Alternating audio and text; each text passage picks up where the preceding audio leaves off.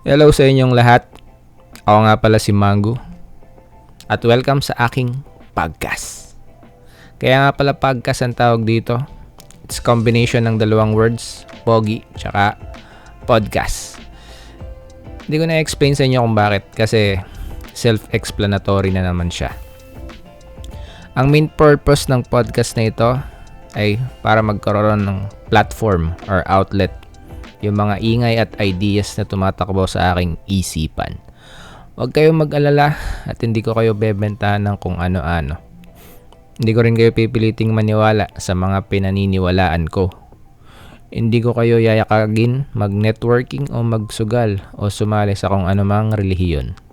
Ang nais ko lang ay ma-share sa inyo ang mga reflections ko sa mga bagay-bagay at buhay-buhay.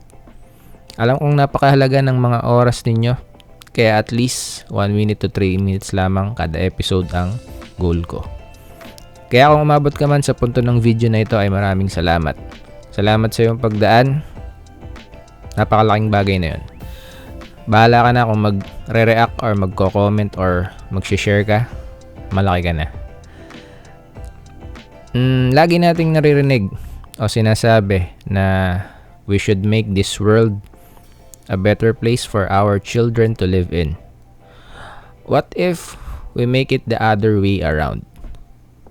We should leave better children in this world for it to be better. Kulang yung sinabi ni Rizal na ang kabataan ng pag-asa ng bayan. Dapat ang mabubuting kabataan ang pag-asa ng bayan.